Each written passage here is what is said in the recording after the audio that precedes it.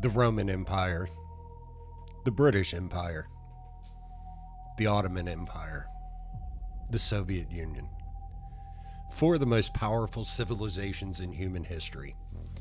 Different centuries, different continents, different systems of government. All gone.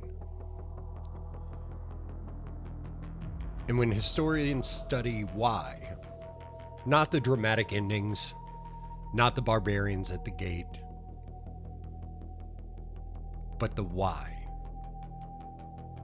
The decades before the collapse, they find the same patterns every time. Debt that spirals beyond what the economy can sustain, a currency the world slowly stops trusting. Political institutions so paralyzed they can't pass basic legislation. A population so fractured, they see each other as existential threats. Allies who once followed without question, now quietly making other plans. And leaders who grab more power while the institutions meant to stop them fail to. These patterns have a name. Historians call them signs of decline.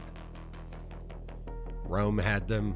Britain had them, the Ottomans had them, the Soviets had them, and in 2025, the United States has every single one. Rome took centuries to fall. Britain took decades. The Soviet Union, 15 years. How long do we have?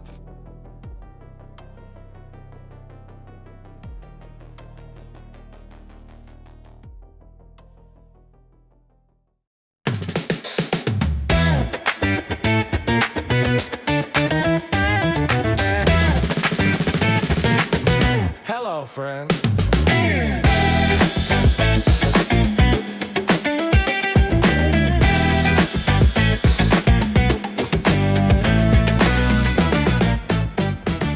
Hello, friend. Look, I wasn't trying to rate this episode. I really wasn't. I'm tired of the America's Rome takes. Every pundit with a Wikipedia tab open has compared us to the fall of Rome at some point. It's lazy, it's usually wrong, and honestly, it's become background noise. But then I started seeing things this year that made me stop. A president posting that members of Congress, veterans, all 6 of them, should be tried for sedition, punishable by death. For making a video telling service members they can refuse illegal orders. Federal troops in American cities, Los Angeles, DC, Memphis, Portland, Chicago, after federal courts ruled those deployments broke the law. The deployments continued anyway. The Supreme Court deciding whether tariffs that already collected $90 billion are even legal.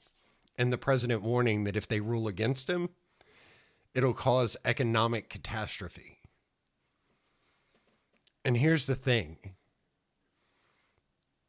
If I told you about a country where this was happening, some country you'd never heard of, what would you think? You'd think that country's in trouble. So why don't we think that about ourselves? That question sent me somewhere I don't usually go. Not to pundits, not to cable news, but to the historians. The people who actually study how empires fall. In 1984, a German historian named Alexander Demant cataloged every theory ever proposed for why Rome fell. He found 210 different explanations. Scholars have added even more since.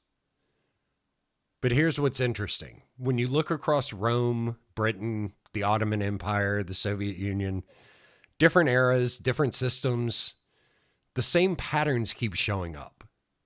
Not identical, but rhyming. So that's what this episode is. I'm going to show you what decline actually looks like through the eyes of the people who lived it. And then I'm going to ask you a simple question. Does any of this sound familiar? Let me take you somewhere. It's 260 AD. You're a merchant in Rome. You've been trading grain for 30 years. And you've learned to weigh the coins you receive. Not because you're suspicious, because you have to be.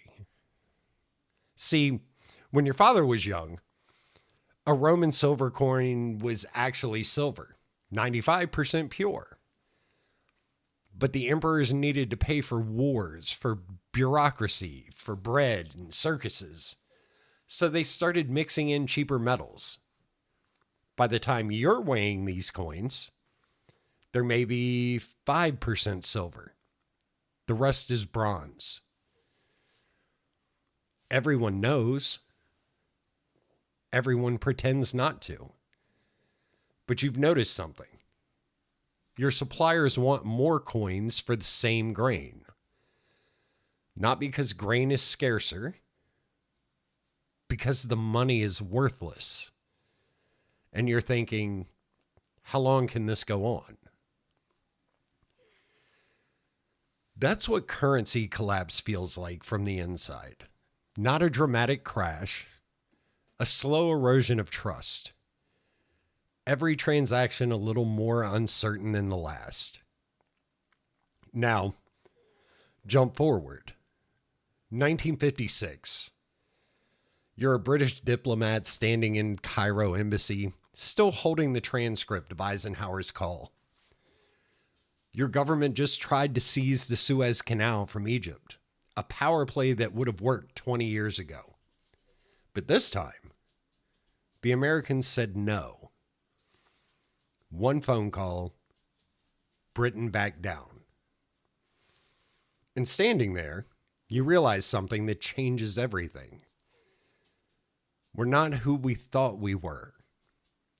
The empire that ruled a quarter of the world's population couldn't act without American permission. The call lasted minutes. The empire's illusion of power died with it. That's what loss of international standing feels like. Not a military defeat, a phone call, a sudden recognition that the world has moved on. One more. 1989. You're a bureaucrat in Moscow. You spent your career managing a system you stopped believing in years ago. The shelves in the stores are empty. Not sometimes. Always. Your daughter asks why they can't buy fruit, and you make up a story about transportation delays. She's 12.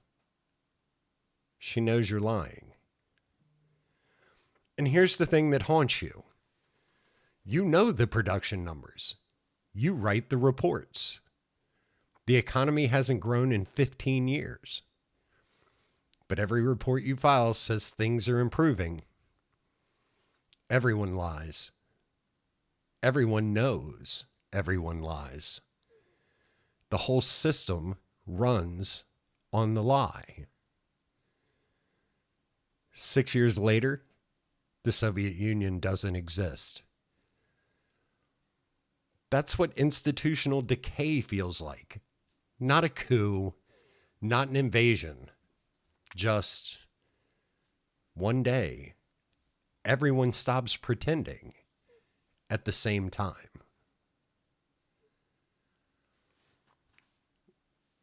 Three snapshots, three empires. Now let me tell you what historians see when they look at moments like these. They see patterns, 6 of them, over and over. Economic strain, When the math stops working, Rome couldn't pay its soldiers without debasing the currency. The Soviets spent themselves into oblivion competing with us. Britain fought 2 world wars and emerged broke. Currency erosion, not just debt. Trust. The world's slowly deciding your money isn't what it used to be. Political paralysis. Rome had 26 emperors in 50 years during its 3rd century crisis. Most were murdered. The system couldn't process a transition of power without blood. Social fragmentation. When citizens start seeing each other as enemies instead of neighbors. Rome's civil wars, the nationalist movements that tore the Ottoman Empire apart from within. The Soviet republics that just stopped believing they were Soviet. Allied confidence collapse. Your friends start hedging, making side deals, wondering if you're still worth following. An executive overreach. Leaders grabbing power because the normal institutions can't function. Here's the dark irony. That overreach usually accelerates the collapse. The more the center grabs, the faster the edges pull away. 6 patterns, centuries apart. Different systems, different cultures, different reasons for existing. Same warning signs. And now I need to show you some numbers about 2025. I really wish I couldn't. Hello, friend. That Roman merchant weighing coins that used to be silver. In 1960, 90% of the world's central bank reserves were held in US dollars. We were the silver coin, the thing that everyone trusted. Today, it's 58%. Still dominant, but that's a 32-point drop. And in the first half of this year alone, the dollar fell 11% against major currencies. The biggest drop in 50 years. China held $1.3 trillion in U.S. Treasury bonds in 2013. Today, $730 billion. They've been selling our debt and buying gold for 11 straight months. I'm not saying the dollar is worthless. It's not. But when I read those numbers, I thought of that merchant. Everyone is still accepting the coins. Just everyone's starting to weigh them. That British diplomat holding the transcript, realizing the empire wasn't what it thought it was. The Pew Research surveyed people in 24 countries this year. Over 28,000 respondents.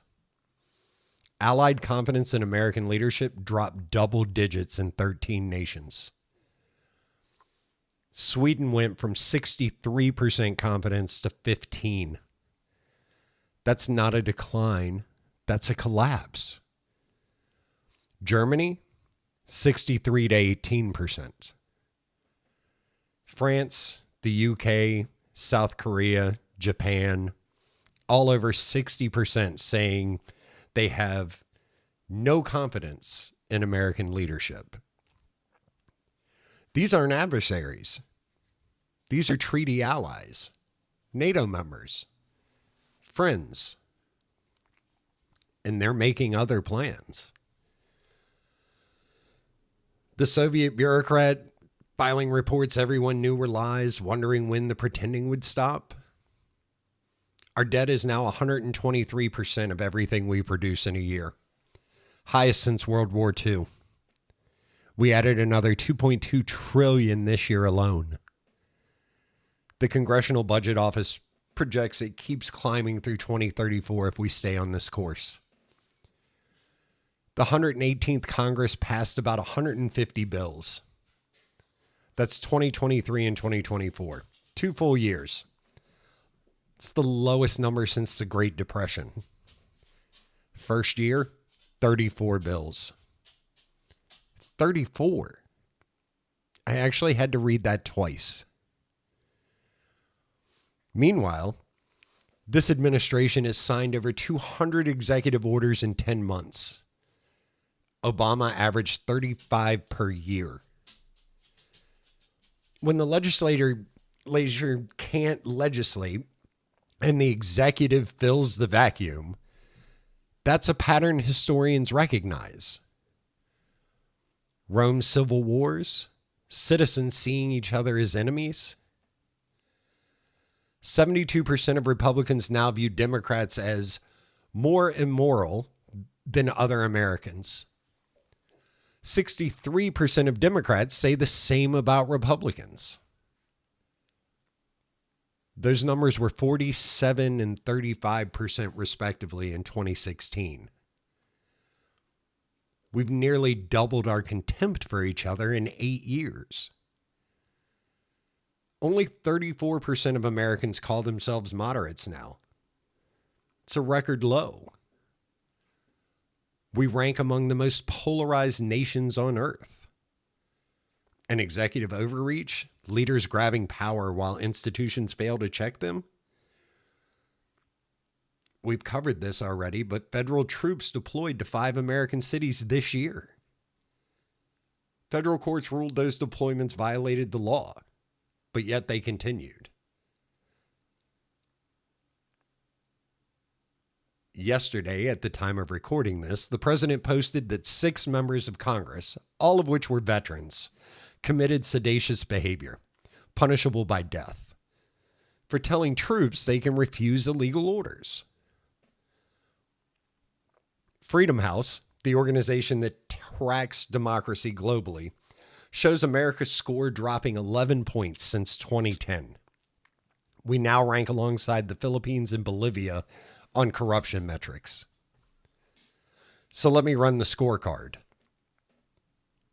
Economic strain? Check. Currency trust erosion? Trending. Political paralysis? The numbers speak for themselves. Social fragmentation? Worse than it's been in living memory. Allied confidence? In free fall. Executive overreach? Courts ruling against the president continuing in anyway. 6 indicators, and we went 6 for 6. And I keep coming back to that question. If this were any other country, if you were reading these numbers about Turkey or Brazil or Indonesia, what would you think? You'd think that country is in serious trouble. So why do we think we're different? Here's where I'm supposed to tell you what to think. I can't. Because the experts are fighting about it. Mike Duncan, the historian who hosts the Revolutions podcast, one of the best history shows out there, said this year, quote, "The Pax Americana that emerged after World War II basically ended on January 20th, 2025. That's not a pundit. That's a guy who spent 10 years studying how civilizations collapse. Joseph Nye, Harvard professor, he coined the term soft power, studied American influence for 50 years, died this May at 88. He worried about what he was seeing. Domestic change, he said, was hurting America more than any foreign threat. His final public statement was hopeful. Quote, I think America will endure this test and regain its soft power standing with the world in time. So which is it? Did the Pax Americana die in January? Or will we bounce back like we always have?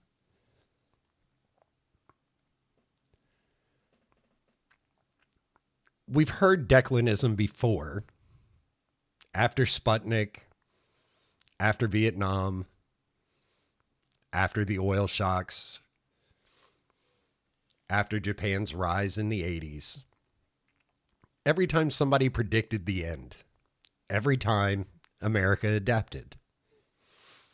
And America still has advantages no historical empire had. Geographic security. We have 2 oceans. No hostile neighbors. Innovation. We're still the world's leading universities, tech companies, research institutions, democratic institutions that are strained but still functioning. A nuclear deterrent that makes military conquest impossible. So maybe the optimists are right. Maybe we pull through again. But here's my problem. I want Nye to be right. I really do. But the numbers keep rhyming with Duncan. Rome had a catastrophic 3rd century crisis, and then Diocletian pulled it together for another 200 years. Britain lost an empire and became a prosperous democracy. Decline isn't always collapse. Sometimes it's transformation. But the Soviets went from stagnation to dissolution in 15 years. 15 years. If American stagnation started when? 2008, 2016, 2020. Where does that put us? Mike Duncan thinks the empire's over. Joseph Nye thought we'd adapt. One of them is wrong. I hope it's Duncan. I'm afraid it's not. Hello, friend. Here's what I keep coming back to. Every empire that ever fell had people living in it who didn't see it coming. Romans in 400 AD weren't walking around saying, well, 76 more years. Soviets in 1985 weren't planning for dissolution in 6 years. Decline doesn't announce itself. It accumulates slowly. And then, all at once. I'm not here to tell you America is falling. That would be a prediction, and I don't make predictions. What I'm telling you is, the indicators historians use to study decline, we have all 6. It's not an opinion. That's data. Debt at 123% of GDP. Dollar reserve status falling. Legislative productivity at Depression-era lows. Polarization is at record highs, and Allied confidence is in freefall. Executive power is expanding while courts struggle to contain it. And I keep asking myself, if this were any other country, if I were reading these numbers about Brazil or Turkey or Italy, what would I think? I'd think that country is in trouble. So I ask again, why do we think we're different? Maybe we are. Maybe American innovation and resilience and geographic advantage will pull us through like they have before. Maybe Nye was right. Maybe the declinists are wrong again. But maybe they're not. And the question I can't shake is this. If we are in decline, would we even know it? Would we recognize it? Or would we just keep telling ourselves we're exceptional, We're different. It can't happen here. Right up until the moment it does. Rome took centuries to fall. Britain took decades. The Soviet Union took 15 years. How long do we have? I don't know. But I think we should start asking. Now get off my lawn.